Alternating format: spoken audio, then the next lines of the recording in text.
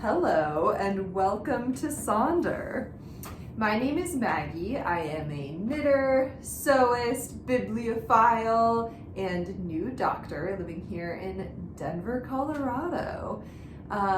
It is March 2nd and it's a beautiful day. Spring is like fully in the air. I'm both excited about spring. So I think the thing that's a little bit different in Colorado than like almost anywhere else in the world is that wintertime here is still very sunny. And so it's not as if I haven't seen the sun for months on end and now the sun is coming out and I like cannot like hold my excitement in. For me in Denver, summer means like oppressive heat. And I just don't love it. So spring, you know, it's beautiful and I find myself coming outside and being like, the birds are chirping. It smells like spring, and that is exciting, but also, you know, I love the winter, and so leaving behind this season that I feel like holds my soul and I just absolutely adore, I have mixed feelings, but it's been really nice. The days are longer and birds are chirping and little animals are waking up, and it's really wonderful. It's making me happy. But yeah, what has been new in my life? I did change. So I think last time I was able to chat with everyone. I was at the Well Baby Nursery at the University Hospital, and I am still in pediatrics, but now I am at the Children's Hospital, so Children's Hospital Colorado, and just working in the general inpatient ward, so for kiddos who are hospitalized, and it has been amazing. It's so interesting because being a doctor who works both with adults and with peds in the inpatient setting where they're more sick, it's so fun to work with kids because they just bounce back. They bounce back from the craziest stuff. We are taking care of a kiddo, and I obviously, for the protection of my beautiful patients, I won't go into like many details, but we're taking care of this kiddo who came in and was very sick. Like when I heard what their labs were and what illness they had, I was very worried about them coming to the floor, meaning that like I was scared that they might need an ICU level of care, which we have a huge ICU. We can transfer people really easily, so it's not a big deal. It's mostly just like, ooh, I am scared of taking care of someone this sick. Like they might need more than me. And I am a doctor who is totally willing to admit that I have limitations and need help sometimes. And so this little kiddo came to the floor, and I like to say this saying when I'm scared on the floor to my fellow doctors and nurses. I say sphincter engage, meaning like, ooh, I feel like there's no other word to describe it, but it's an amazing thing to work in pediatrics because this kid came in sick as shit, like so sick. I was scared that they were not gonna live. Like I was really worried. And now like just a champ, doing fine, like totally still getting IV antibiotics, but like gonna be fine most likely, which is just crazy. I feel like with adult medicine, it's interesting because when adults get as sick as this kid was, they just die. Like, there's rarely coming back from these types of illnesses, but kids, it's like, they always talk about how like moms, like the first kid's made of glass and the second is made of rubber because they just bounce. Like, kids are so resilient, and I feel like we have so much to learn from them. They come at life with a playfulness and resilience and freedom to just be whoever they are. And I find it so wonderful to be around, I think children's can be hard in some respects because when things go wrong with kids, it's much more sad. It's much harder for me to understand and process because it's just not fair, which I am of the belief that even these illnesses that people quote unquote do to themselves, which I hear a lot in pediatrics, meaning, you know, when you're on the wards in adult medicine, a lot of the diseases that we see are kind of manifestations of a lifelong, I don't know how else to put it other than, you know, a lifelong accumulation of decisions that people have made. But I think it's not necessarily fair. For instance, you know, if someone has heart failure because they have alcohol use disorder, that addiction is a disease and should not be treated any differently than any other disease. But all that to be said, you know, when an adult gets sick, it feels more palatable for a lot of different reasons. And I think the most obvious is just that they've lived a life in the same way, you know, and their life obviously still matters just as much as a pediatrics case. But I just think, you know, it's easier for me to process when someone has lived their whole life and then they pass versus like a kid. It's just much more difficult. But, you know, my kids are just thriving. I would say right now, my kids are not just surviving, they're thriving. And that makes me feel good. It's so fun to play with them. They're so silly. They're so like funny. Their parents are just lovely. You know, these kids at Children's, we have a lot of kids with like very complex medical problems who have been abnormal since birth and have a lot of manifestations of these complex medical issues that they're dealing with, you know, genetic disorders, really complex medical disorders, which I'm purposely being vague because some of the things we see, like there's only 60 of them in the entire world. So, but it's amazing because the parents of these kids, I mean, the kids are so fun and so goofy and like, it's just great to be around them and feel playful and silly at work. But the parents also are just this resilient, beautiful group of people who are there to protect and to love. And yeah, it's making me have, you know, some faith in humanity, which is nice. So yeah, I'm at Children's, I'm hanging out, it's a great time. I have also been reading quite a bit, which I'll talk about. I've been knitting quite a bit, which I'm sure you can see that I have a finished object. And I went skiing, which was great. It is fully spring skiing here in Colorado, but we did have one day where it had snowed like 8 to 10 inches. So we had one day that was like a great powder day, and then the next day the sun came out and I just had a fantastic time soaking up the sun and doing some groomer skiing, just ripping groomers all day. It was great. And I saw a moose. And it was under the ski lift, and I felt safe because I was on the ski lift, but I was very close to it. And it was funny because there were a bunch of tourists who were like skiing up to it because they had known that the moose was there. And I was like screaming from the chairlift, like, please leave her alone. Because for those of you who don't know, moose are very mean and you really should respect your distance. They are, in my opinion, like by far the scariest thing. Well, apart from maybe a mountain lion, but like a mountain lion you're not going to see until it kills you. It's just the truth. But moose, they are mean and intense. And they're huge. Like for people who haven't seen a moose, they are like dinosaurs. They're humongous. So anyway, yeah, that was fun.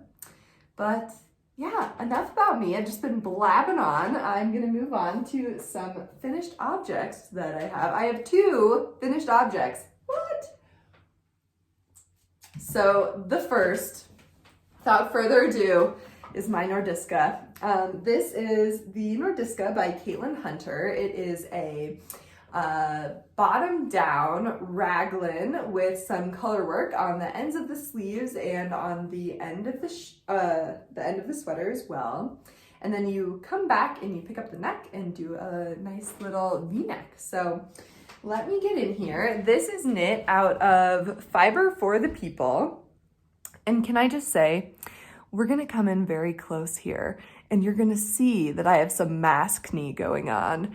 And you know, it's like, I'm a 30-year-old woman. I shouldn't be getting these pimples anymore, but they're here. They're here and they're ready to party. This one is named Bertha. That one is named Martha.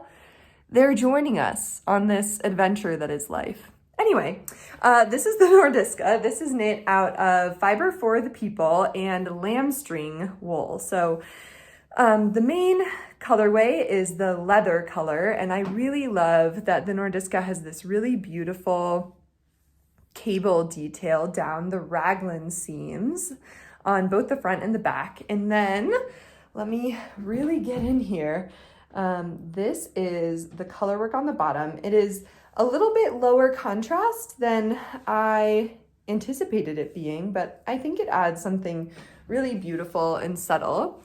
And then the color work on the sleeves. I don't know what the best way to show this to you is, but I did change the sleeve color work just a little bit. So I did knit one of the sleeves twice after I made some alterations, but what else did I do? I am a tall human being. I am 5'10".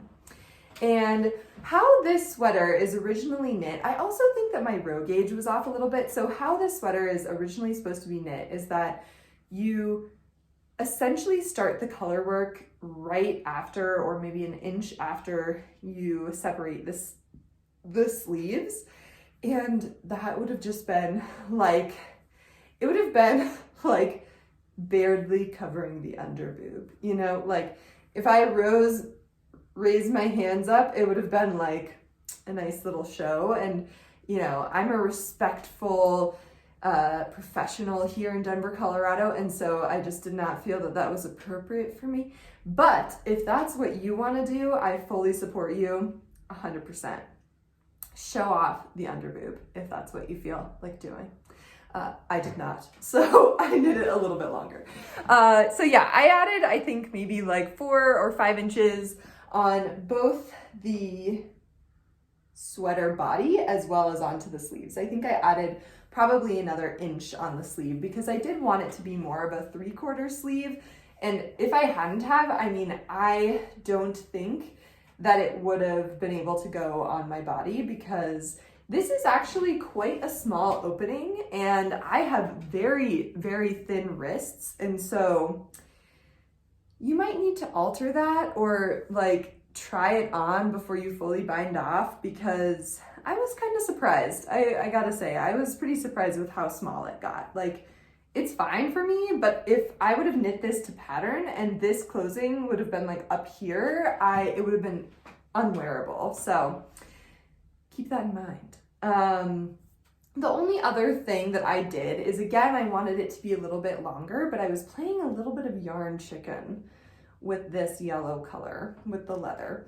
And so I did add a little bit to the color work, mainly in this stripe that you see here.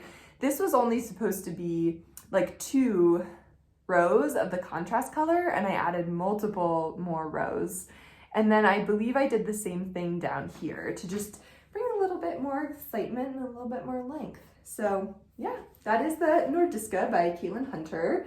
I really love it. I've already been wearing it a lot. I think for me, having fingering weight sweaters is actually really lovely. I'm really trying to knit more cardigans this year and more fingering weight sweaters because, to be honest, I run very hot. I'm like a sweaty human woman, and the fingering weight sweater is just the perfect layering piece. I also have really started to enjoy layering my sweaters, so having like this sweater and then a cardigan over it because I just like that look. I think it's a good look. So anywho, I'm enjoying a lovely beer. It is I don't know, it's Tuesday night after a long, hard day at work, and I thought treat yourself, so that's what I'm doing. So yeah, that is my first finished object, and my second finished object is on my foot. I'll take it off though so you can actually see it a little bit better. Just give me a second. So this is a vanilla sock that I have knit out of Lambstring yarns. Honestly, probably my favorite yarn dyer. I love everything that she does. It's like so grungy and subtle and beautiful. Anyway, this was her St. Nicholas sock set from this year. I honestly think I'm going to buy this sock set every year because it was really fun to knit up some Christmas socks, even though it's March, you know? It was just a good time. And I feel like these are really subtle colors. So these are the two contrast colors that it came with. And I honestly am gonna keep these and probably knit a sock for my niece so that we can have matching Christmas socks because I think that would be adorable. And this is the main color. So it's kind of a oaty, creamy color with various different speckles, which you'll be able to see more easily on the sock itself. So this is a 64-inch sock. I just knit a 1x1 rib into plain stockinette, and then I just wanted to add this contrast color in kind of a peculiar way. So I just added some 2x2 ribbing before I did a heel flap and gusset. I love this red color. I would have never thought to put this color with this, but I just think it's perfect.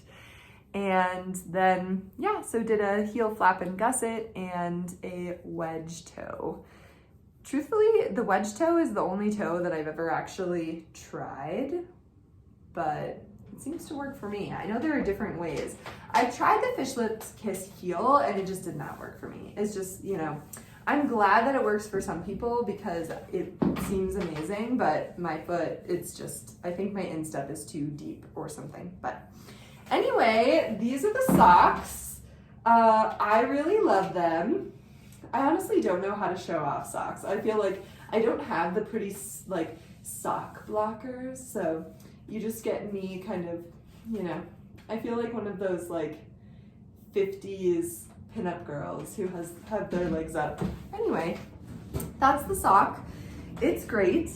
It's interesting. I feel like I am really moving away from superwash yarns in my garment knitting to more rustic yarns. I love the feel of them. I love them when they're kind of crunchy, but I will say I do still love supporting local dyers, and I really enjoy knitting up superwash socks. I just think it's fun. I think it's like gets me my little superwash kick, and yeah, it's great. So those are my finished objects, and I'll move on to some works in progress. I really have not been working on that much. Truthfully, I have not touched my Kiss cardigan. I really, really want to finish it, but it's just like, you know, the very end when you're like, I just have to knit a couple button bands and do some neck ribbing, but for some reason, even though it's only a couple of things, it seems impossible to do. Like, that's kind of where I'm at right now. So I'm just embracing that and just going with the flow and doing what brings me joy. And it is bringing me joy, but I also just like needed a second away from it and a second with color because the yoke was a lot.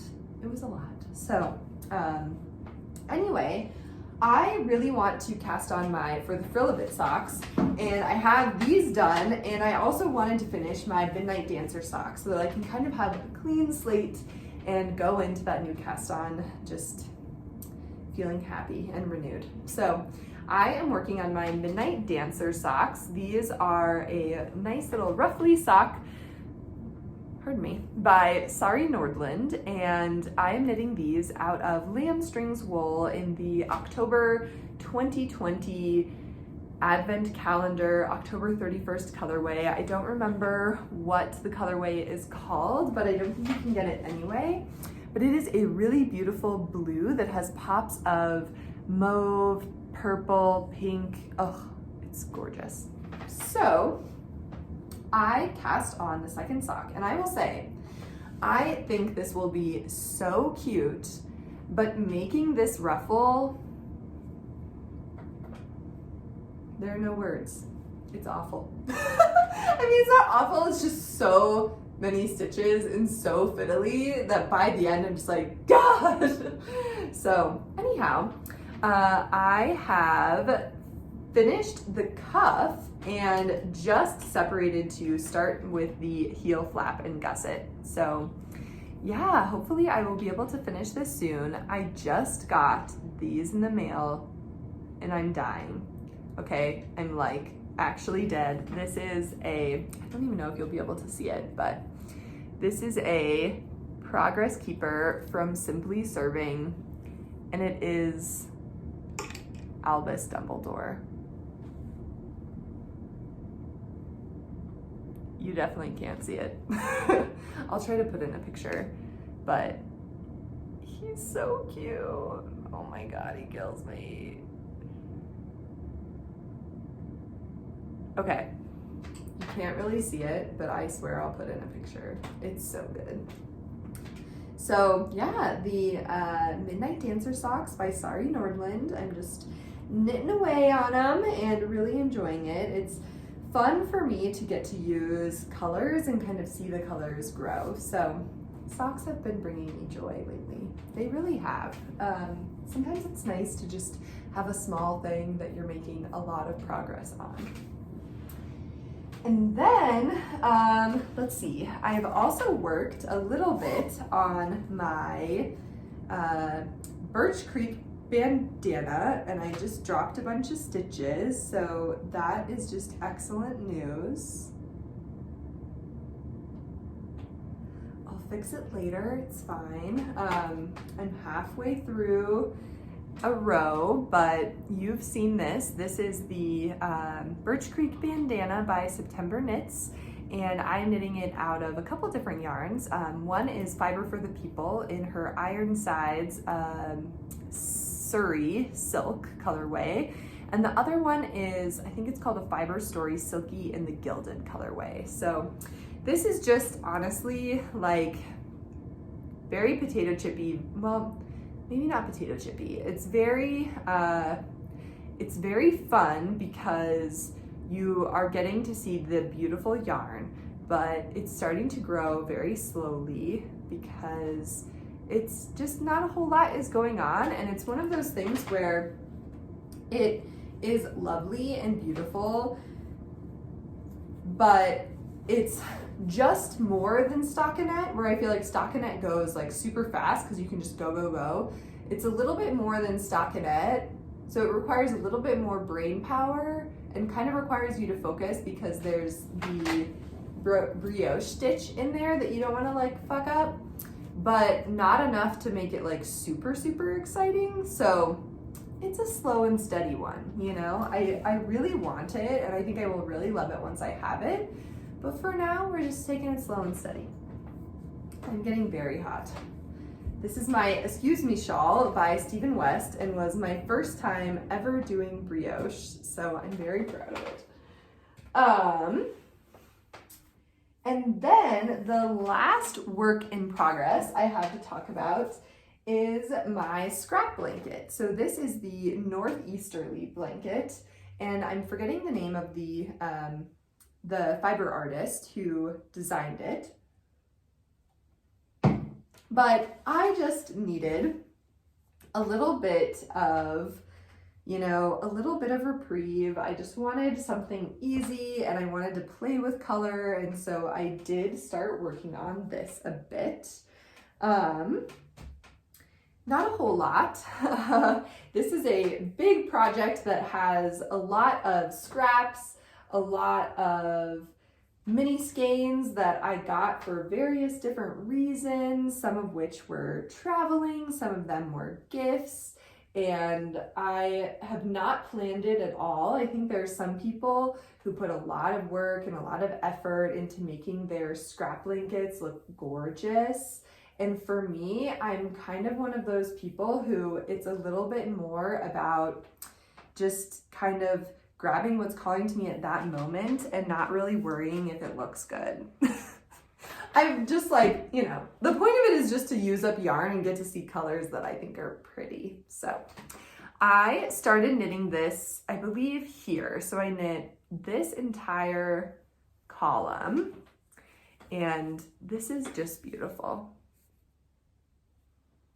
I love this sweater because, or this blanket, because I think it just shows off the colors so well. And because it's the garter stitch, it's actually quite heavy and I think will be very warm. I'm knitting the DK weight, but generally using either DK or fingering held double. So some of it's DK, some of it's fingering. And then I also knit these. So yeah, this is something that I probably won't show that often. And truthfully, I don't work on it that much because I just love garment knitting, that it's rare that I get super excited to work on it, but I just needed a break, and it was really cold and snowy, and so it was really nice because the blanket is big enough that having it on my lap felt just really scrumptious and lovely to have a little blankie there to keep me warm while I was working on it. It was, you know, it was giving me joy while also providing warmth, which when you get that double whammy, it's pretty great. The last bit of crafting content I wanted to talk about is something that I want to start working on to kind of finish, is a languishing whip, if you will. And the other is a cast on that I'm really, really excited for, and I just got a bunch of yarn for. So the first thing that I want to talk about is living in my Nerd String Craftivism bag, which is one of my favorite bags. And this is a design by Andrea Mowry, and I am knitting it out of the Fiber Story Cumbria, I believe in the Durwater or something. I don't remember the name of the colorway, but it's this navy blue. And this is the Daydreamer, I think. I can't remember. I'm a horrible journaler. But this is an all over cabled sweater that I have come very far on. So it is blowing it out, but I actually think that that's good because it allows you to see the stitch pattern. This is knit bottom up. It's got an all over honeycomb, and then in between that has this really beautiful bobble and like twisted stitch cable. And it's a fingering weight sweater, and a little bit cropped. So it'll be, I think, slightly or maybe exactly the length of this, maybe slightly longer than this. And literally all I have to do is knit the sleeves.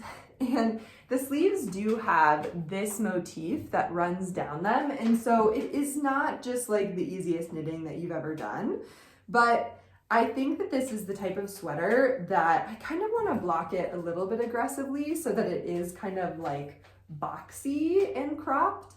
And I think it's just something that I'm going to wear all the time and I think is really beautiful. And so I want to cast it on and finish it because I think I would really love it.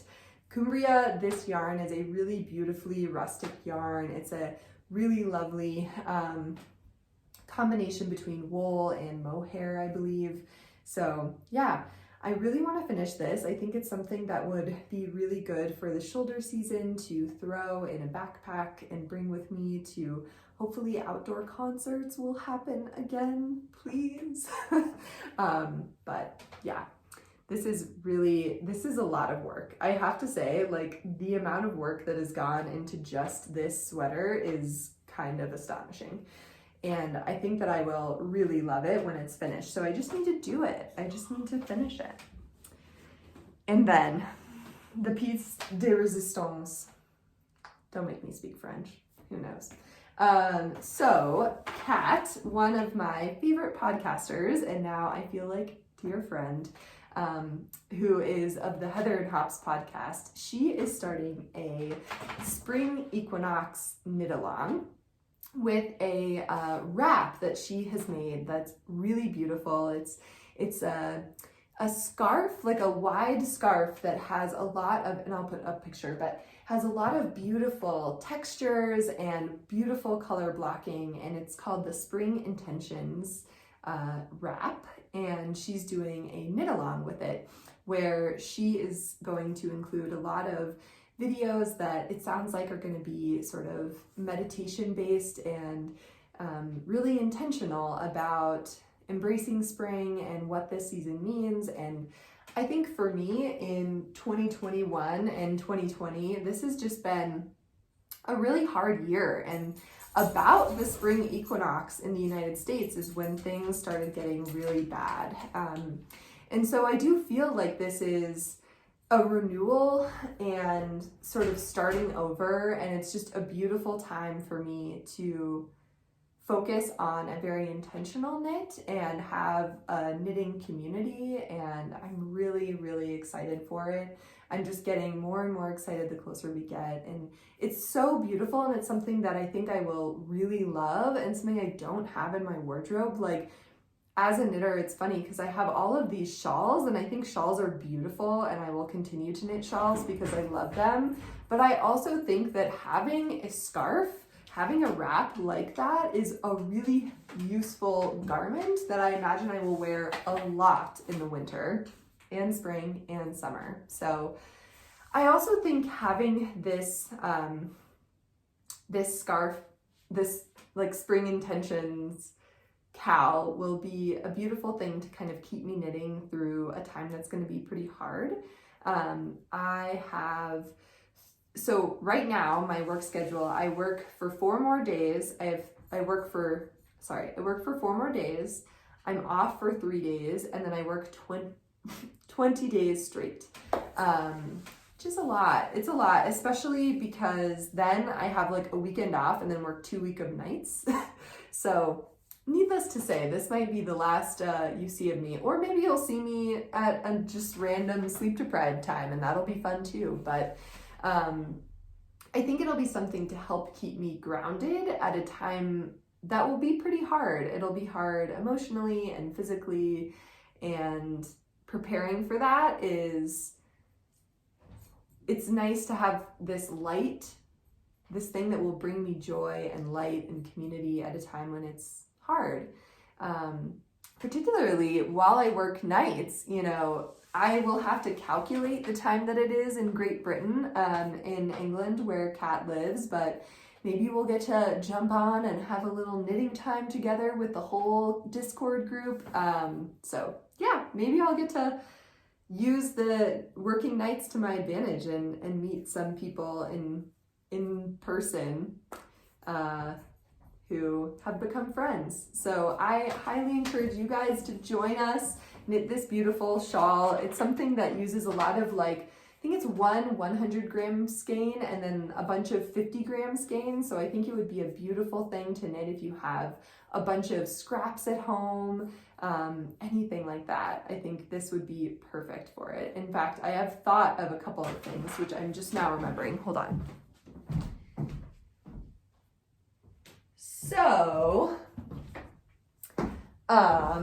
So I wanted to show the yarn that I am planning on knitting my Spring Intentions cowl with.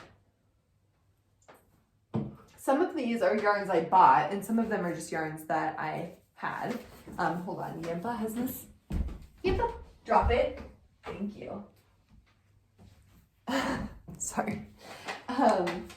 So my whole inspiration for this shawl is springtime in the desert, and I will put up some pictures of the desert of Colorado, Utah, Arizona, kind of the American West.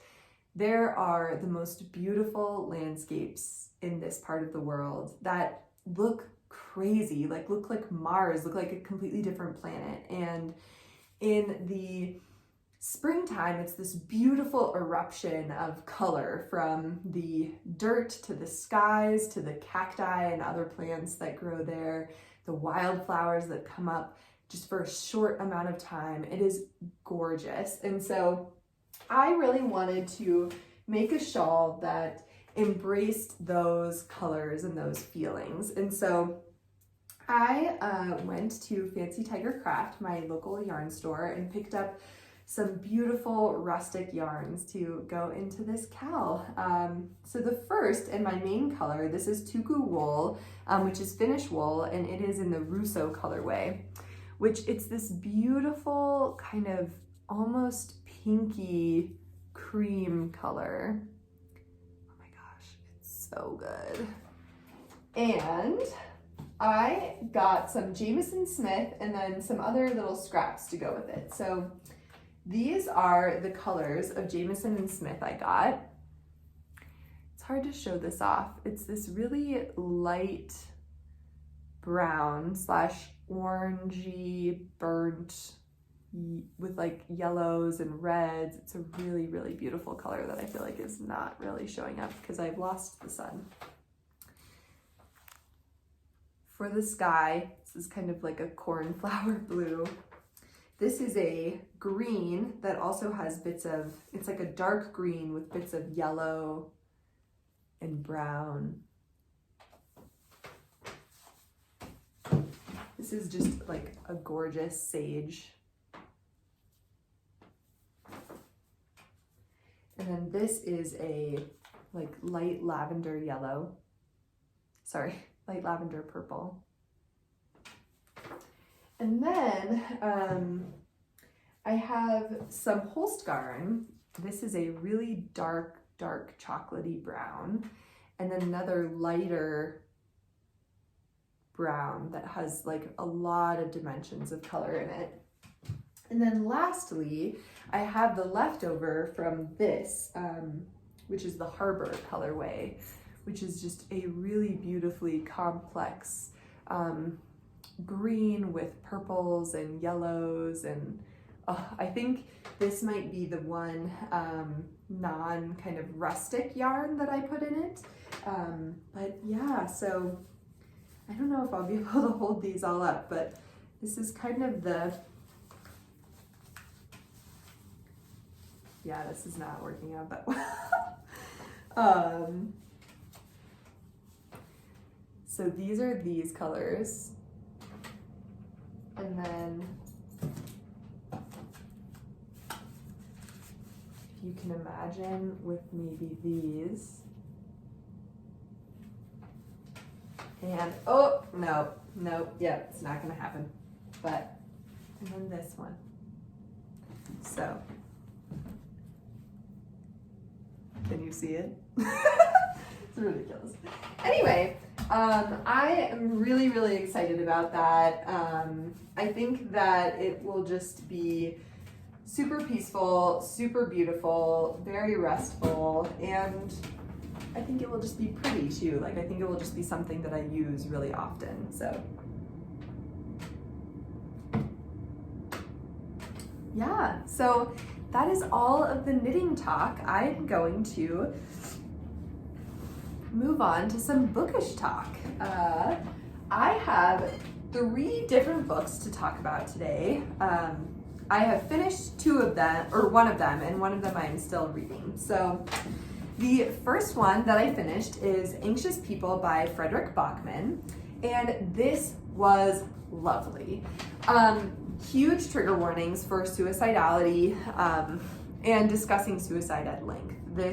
Multiple different characters in this book have thought about, planned, maybe even tried to attempt suicide, and so if that is something that is at all triggering to you, I would highly recommend staying away from this book. However, I do feel like it talks about suicidality in kind of a beautiful and uplifting and life-changing way, and doesn't shy away from that. That's something that many people experience, and many people have felt the way that these characters feel, and so I think talking about it and giving it a name allows people to talk about it more and know that it's okay to feel, it's okay to have those feelings as long as you talk about it and you tell someone and you get help.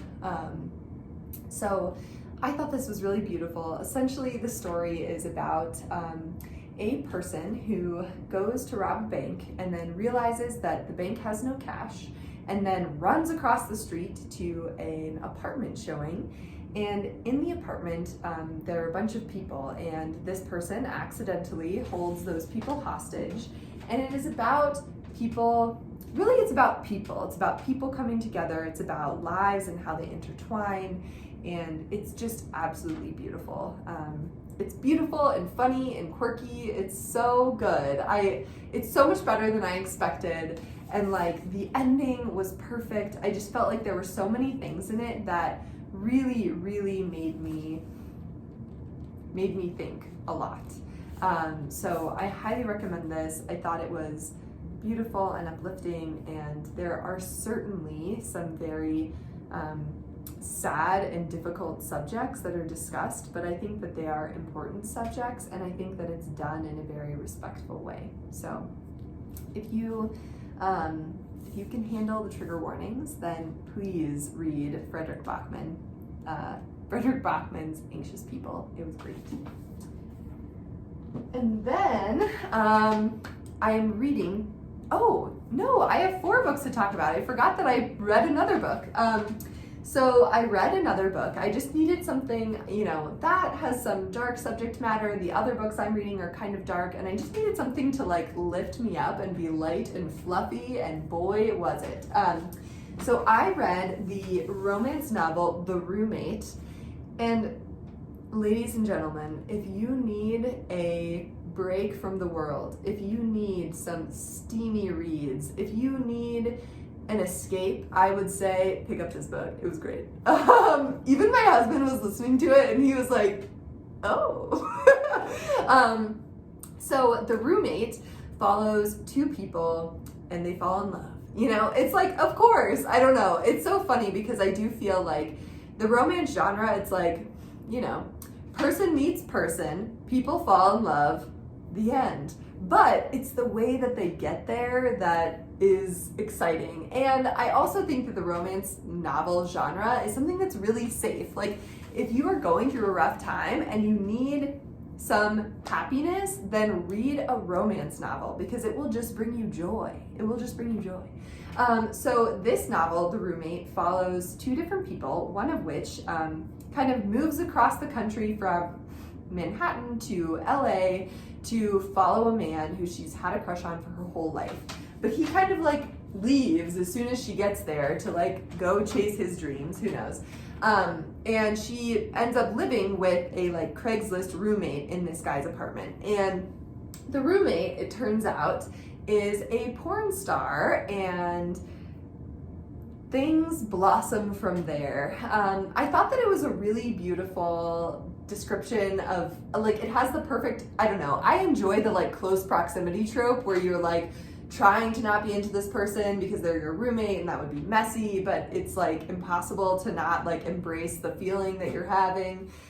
So it has like a great close proximity trope, but I also think that there is a really important conversation about sex work, and that sex work is work, and how that industry and the entire sex work industry is demonized in our world. And I am a firm believer that sex is normal, and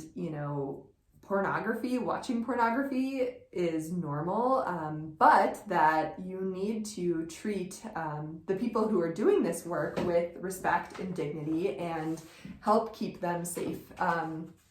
And it did have discussions about how people who are working in sex work oftentimes are taken advantage of because the world kind of turns a blind eye to what's happening to them and doesn't want to deal with it, where, these are people who they're doing their work and should be treated with respect and dignity. And yeah, it was great. I thought that was an interesting twist that I haven't really seen in a romance novel before, and thought that I was very into it. I don't know, it felt very like lefty in the best way. And the sex scenes were magnifique. They were great. So highly recommend. If you need an escape, please read The Roommate. It was very fun. I enjoyed it a lot. So yeah, those are the 2 books that I've read in the last couple of weeks since we've seen each other. And then I've been reading a couple of other books. So the first one is a book that I talked about When I Saw You Last, and that is Go Ahead in the Rain, Notes to a Tribe Called Quest by Hanif Abdurraqib. And this is incredible. I already talked about it. I already read a bit from this book. It's something that it's a shorter book. It's only maybe 200 pages, but I'm really trying to take my time with it because I have a lot to learn, because it's beautiful and I want it to last forever. And it's bringing me so much joy that it's something that I want to not rush through. And so I've just really enjoyed reading, 1 or 2 chapters a week and taking it in and just enjoying the ride. It is breathtakingly beautifully written and an important look into... Anyway, it's a really beautiful look into a culture and a world, and I am really, really enjoying it. And then the last book I have to talk about is Kristin Hannah's new novel, The Four Winds, which I'm really enjoying. I, started reading this and am already 400 pages in. Yeah, 400 pages in. So I started this earlier this week and I just can't put it down.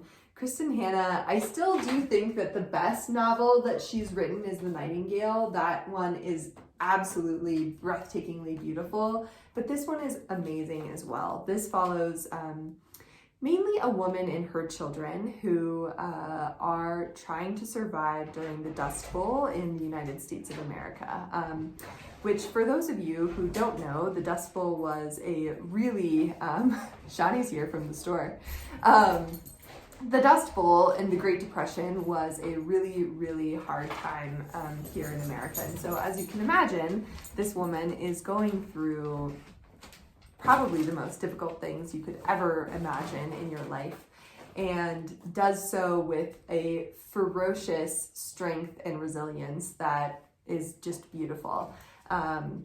I will say, I think Kristin Hannah sometimes just chooses to write really sad books, and I recently talked about The House in the Cerulean Sea, and I am constantly amazed by how that book made me feel things that were just pure joy, and that's not what this is. There's a lot of heartbreak, there's a lot of sadness, there's a lot of hard times, but it's just beautifully written, quick.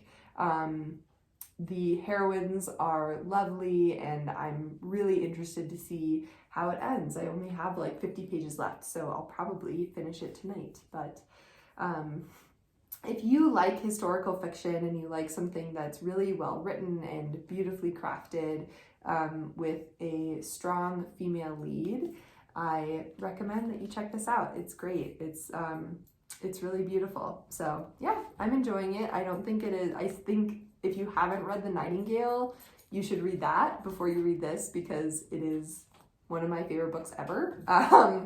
And this is great, but it's not The Nightingale. I think The Nightingale was a masterpiece. So yeah, check out The Four Winds by Kristin Hannah. All right, well, we've talked about knitting, we've talked about reading, we've talked about my life, and that's all I've got. So I hope that you are enjoying the change of season. I hope it is bringing you some joy and some calm, and you're taking a little bit of time to go outside and feel the sun that's coming. I'm sending you love and warmth and tranquility from Denver, Colorado. So take care of yourselves, take care of each other, and I'll see you soon. Bye.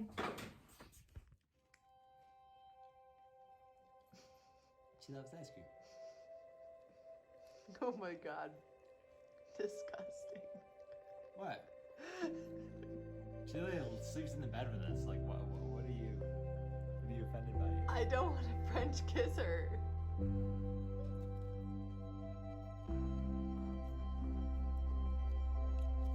Oh my God.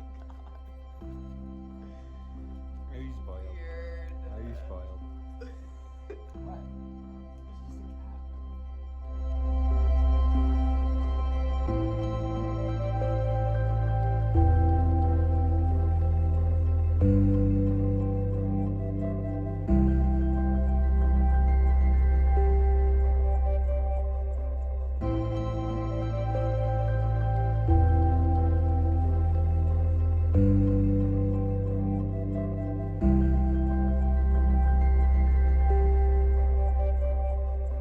you.